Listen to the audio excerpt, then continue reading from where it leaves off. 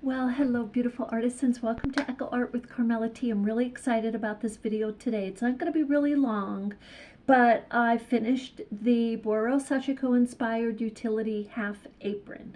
So I want to share that with you. But before we get into this, I want to welcome everyone who is new. Thank you so much for jumping on board. It's totally free. You know, we love the earth, and in our little way of creating with scrap fabrics, it's our way to give the earth a little hug.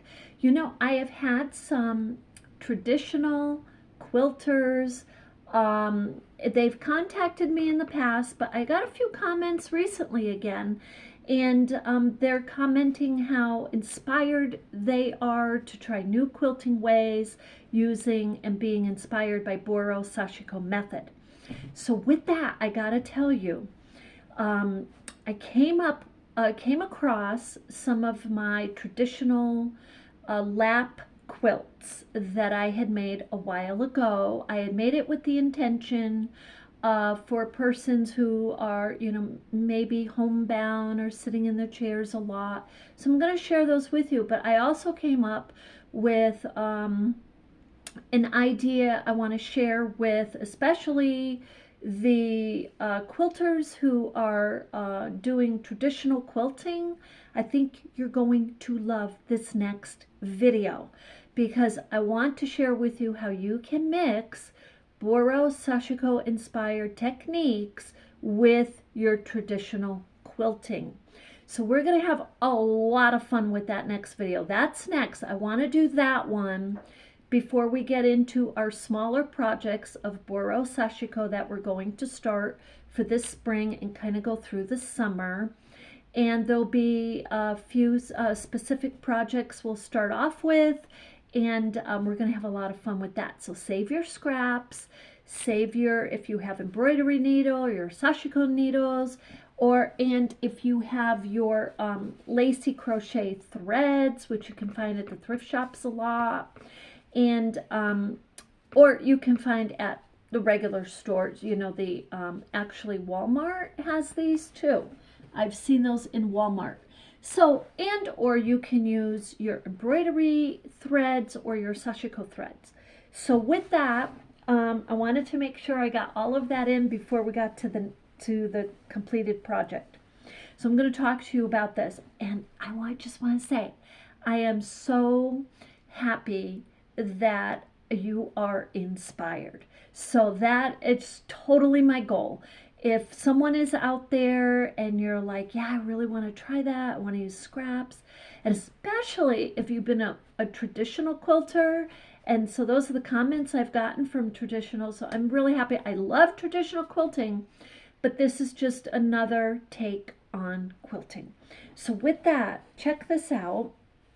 This is the latest design I had added. So I'm going to hold it up like that. And I want to talk to you about this design specifically in a moment.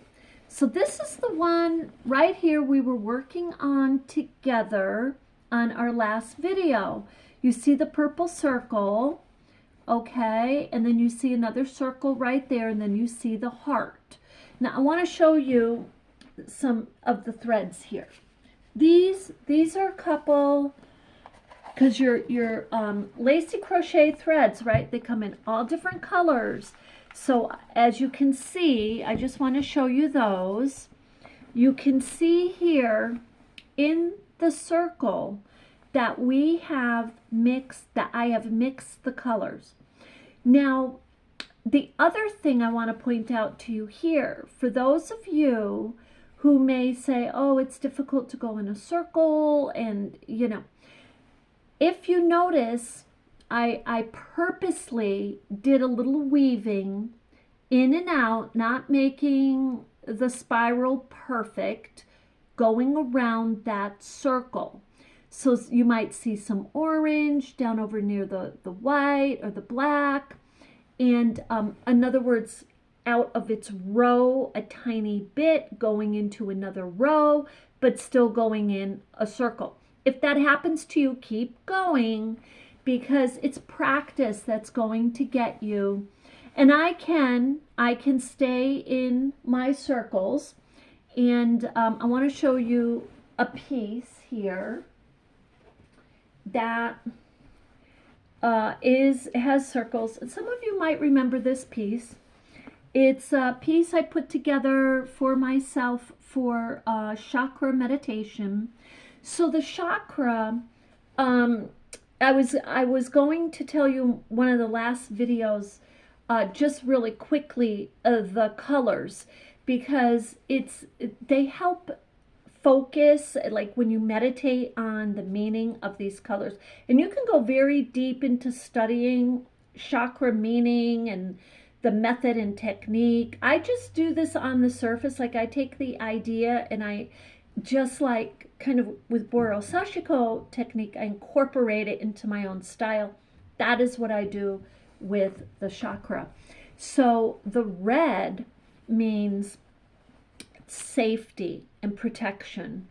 And like if you were to meditate on it, you might say, like, I have a right to feel safe and be protected like everyone else in this world. I have a right to feel safe. And then you might say, I feel safe, you know, something like that. Like, what is conducive for your meditation?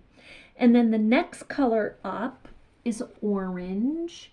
And orange is creativity, basically, and it's some other things, but it's creativity. So you may say, I love to be inspired. I love to create, you know. And the next color up is a yellow. And yellow is empowerment, enlightenment. And, you know, you may, with your affirmations or meditation, say, I look for empowerment. I have a right to be empowered, you know, something like that. And then the next color up is green. This is a moss green, so you might not be able to see that too good. But green is compassion, okay? It's feeling compassion. And within the realm of all of that, if you study it, you will stumble upon forgiveness. And forgiveness is a very, in my opinion, very, very healing and intricate part of humanity. I mean, if you don't forgive, you hold that baggage on, and you react maybe to it also. So green is compassion. And then the next chakra color is a light blue or blue. And that's throat area where you are talking speech. So you may say affirmations like, help me to be careful with my speech, with my talking. Help me not to talk too much, that type of deal. And then up here is your crown chakra. So the crown chakra, you know, here, right here is your third eye, right? It's located here, the pineal gland in between your eyes. And you will see some people. I saw one person in particular in my life, and I've seen a few, but you can almost see an impression of the shape of an eye or oval or some mark. You can actually see it. So I don't have it, but this is physically, you have what they call a pineal gland, and that gland is associated with your third eye, with the visions, and this type of, so that's the crown chakra. And that's a violet. That's a violet color. So so this Buddha, you can see the circle in stitches. And when I did those stitches, I went very, very slow. I made them small. I wanted them to be small. And here, these pieces floating here are like entities or different realms of dimension. So that was my take on meditation in the Buddha. And that's my take, trying to express my idea of the different dimensions. And so it's just helped me to meditate. So with that, I wanted to share that with you, though, because you can see the circle very clearly here. So this one I gave a backing to, so the stitches are not showing. So this is a piece that I keep very close to me, and where I go, it goes. So with that, this piece, I wanted to show you the stitches coming down from the center of this rectangle. You can see how I overlapped both of these fabrics, and then I kind of did some stitches. And the reason I wanted to point this out to you is you can absolutely do like this and do many stitches throughout your Boro building design, and you see we have many patches there, and I did vertical and horizontal stitches. I did a little bit over stitching, so I gave it a lot of stitches. But then, and the same here, I gave it good number of stitches on this little patch on the pocket, and then on this one, and just kind of playing around with that. And so, but this one, look, why did I not over stitch it? The reason is I really love the green, and I wanted to also show you how you can just kind of put a stitch up through, and you can be as creative as you want. You know, you can make a little grid here, a little grid here, and leave a space there in the fabric if you really like that fabric. And you know, you can just play around with your geo designs. And now I got to tell you, the reason I didn't cover this apron with all patches like this apron, so this apron you can see, it's all covered with patches. And this one I actually put the chair here because I gotta tell you, when I made this is an apron, but then you know, you put it on the chair and it's like, look seriously how lovely that looks. I'll just put that down a little bit. Look at that. That looks lovely on the chair. So, you know, you can be as creative as you want. You can turn it into a chair cover. So this particular apron, okay, so the reason I didn't cover this completely is because I really do like this paisley. I like the bright color blue and the paisley designs going through. And then I like just the sporadic, independent, Boro inspired designs kind of just put across this apron. So this apron is large. This is a large. This is 50 inches around. Now it has a tie here at the end, right on it. That was part of, because this was a bathrobe, right? And then it has one in the middle. So then if I wanted, I could definitely put a tie here. And I probably will do that. And I'll just simply sew a tie that I find and onto the end there, so it can be tied in that manner also, or a button or something like that. But isn't that just lovely? Especially, you know, look, so you know, we have the rectangle with a couple rectangles kind of slanted, this and that, and then the circle and the heart and another little circle, and that just really pops. And then in the middle we have kind of, you know, a little camp.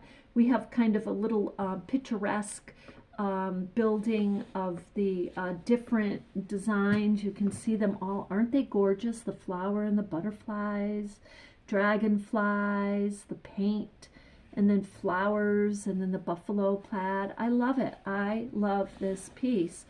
And then, of course, the pocket I just left simple with just a couple designs like that. So I wanted to share this with you. And I am really, really touched that some people are actually converting the way they were quilting to quilting inspired by Boro. and sashiko stitching that just really touches my heart. So with that, I hope you have an absolutely beautiful day. And the next video we're going to will be in real time, that I share with you my idea of mixing the traditional quilt. Super, you're gonna love this. You are gonna love this. And we're gonna actually even talk a little bit about kawandi when we do this. So I want to kind of point a couple things out to you on that. And I'm gonna read a little bit from my book, Recycle, Inspire, and Create. And that's Reviving Earth with Historical Cultural Arts, that book that I just wrote. I'm going to read a little bit in there to you on kawandi, and kind of direct you to, if you want to get more information on that, on kawandi and its origins, its methods, techniques, and maybe where you can find classes and all of that. And so with that, I hope you have an absolutely beautiful day, and thank you for being with me. And we're on Wednesday, so I will see you this weekend. Love and light.